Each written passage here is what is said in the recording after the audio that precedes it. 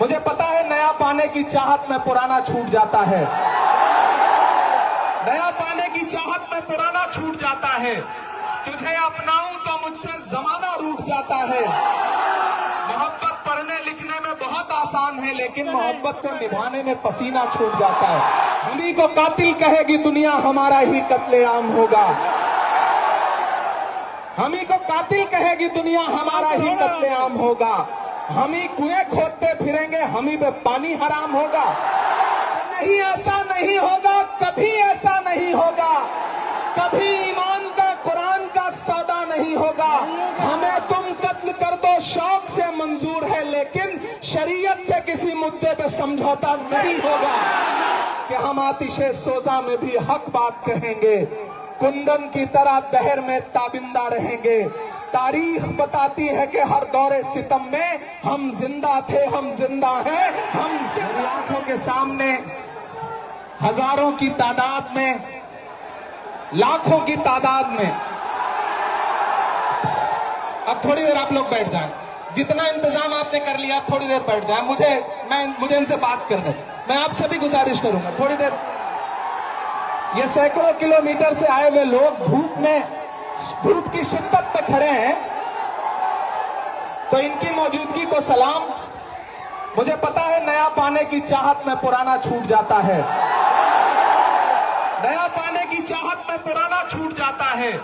तुझे अपनाऊं तो मुझसे जमाना रूठ जाता है। मोहब्बत पढ़ने लिखने में बहुत आसान है, लेकिन मोहब्बत को निभाने में पसीना छूट जाता है। इमारत शरिया के एक बुलावे पर पूरे बिहार, पूरे बंगाल, पूरे उड़ीसा, पूरे झारखंड के कोने कोने से आए हुए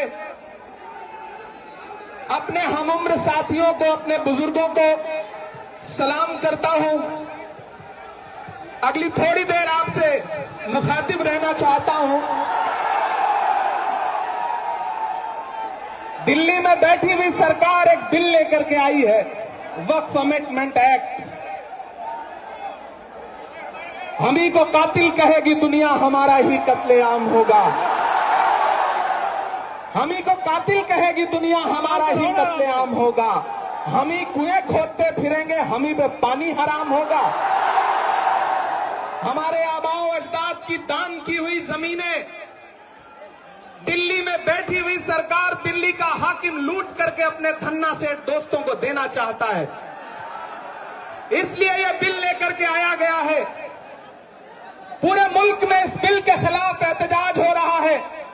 देश की पार्लियामेंट में आपने देखा, हम सारे लोगों ने इस बिल के खिलाफ लगातार लड़ाई लड़ी, लेकिन नंबर उनके पास है, इसलिए यह बिल पास हो गया। अब लड़ाई सड़कों पर लड़नी है। देश की माननीय उच्चतम न्यायालय में, सुप्रीम कोर्ट में यह मुकदमा ऑलरेडी पेंडिंग है, और मुझे पूरा यकीन है कि हमारे देश की सुप्रीम कोर्ट इंसाफ जरूर करेगी। महान बादशाह सिकंदर ने जब यूनान फतेह किया तो जीत का जश्न मनाने के लिए वो शहर की सड़कों पर निकला, तो उसने देखा कि पूरा शहर जश्न मना रहा है, लेकिन एक फकीर इंसान सड़क के किनारे बेसुध होकर के सो रहा है। सिकंदर को गुस्सा आया। सिकंदर अपने घोड़े से उतरा और उस सोते हुए फकीर के पास पहुंच करके गुस्से में उसे जोर की एक लात मारी, और लात मार के कहा कि क्यों रे फकीर, मैंने शहर जीत लिया, शहर जश्न मना रहा है और तू सो रहा है। तो उस फकीर ने उन्नीदी आंखों से सिकंदर की तरफ देखा और देख करके कहा कि शहर फतेह करना बादशाहों का काम है, लेकिन लात मारना गधे का काम है। पिछले 11 साल में इस सरकार ने आवाम को सिर्फ और सिर्फ लात मारने का काम किया, और अब ये बिल लेकर के आए हैं, और उन्हें लगता है कि आप खामोशी के साथ उनके हर जुल्म सितम को बर्दाश्त कर लेंगे। हमें पता है नहीं करेंगे, नहीं करेंगे ना, नहीं करेंगे ना। आपकी यहां मौजूदगी इस बात की गवाह है।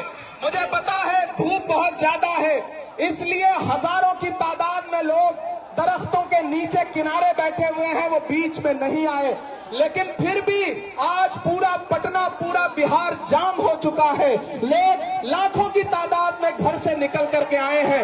मैं सलाम करता हूं आपकी जिंदा दिली को, आपकी मोहब्बत को। फैसल रहमानी साहब के एक बुलावे पर मैं उनको भी सलाम कर रहा हूं। ये जो नई नस्ल है ये पानी की तरह बह रही है, मैं इस नई नस्ल के बहने को भी सलाम करता हूं।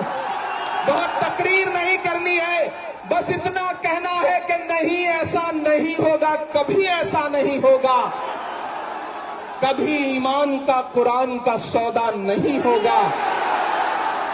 बिहार वालों, बताना, दिल्ली तक अपनी आवाज पहुंचाना कि नहीं, ऐसा नहीं होगा, कभी ऐसा नहीं होगा, कभी ईमान का कुरान का सौदा नहीं होगा। हमें तुम कत्ल कर दो शौक से मंजूर है, लेकिन शरीयत के किसी मुद्दे पे समझौता नहीं होगा। एक आखिरी बात आपसे कह रहा हूं साथियों, आप एक चीज जहन में बिठा के रखना कि अगर ये बिल लोकसभा में आया और इसकी हिमायत में अगर 250 से ज्यादा वोट पड़े, 288 वोट पड़े, तो इस बिल की मुखालफत में लोकसभा में 232 वोट पड़े। लोकसभा में मुसलमान सांसद सिर्फ 24 हैं, तो 200 से ज्यादा इस देश के हिंदू भाई, दलित भाई, सिख भाई, ईसाई भाई जो मेंबर ऑफ पार्लियामेंट हैं, वो लोकसभा में रात के 3:30 बजे तक इस बिल के खिलाफ वोट कर रहे थे और आपसे कह रहे थे कि हम आपके साथ खड़े हैं। ये है इस मुल्क की गंगा जमनी तहजीब।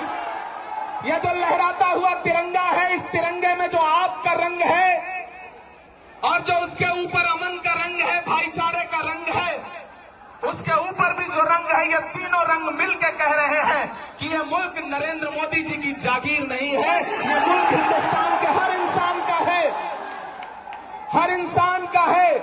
और हम अपने आबाओ अजदाद की जमीनों को बचाने के लिए, खानकाहों को बचाने के लिए, इबादत गाहों को बचाने के लिए, कब्रिस्तानों को बचाने के लिए जो कुर्बानी जरूरी होगी वो कुर्बानी देंगे। हम सड़कों पर बैठेंगे। मैं सरकार से कहना चाहता हूं कि जमहूरियत अकड़ से नहीं चलती है जिल्ले इलाही, जमहूरियत इस किताब से चलती है।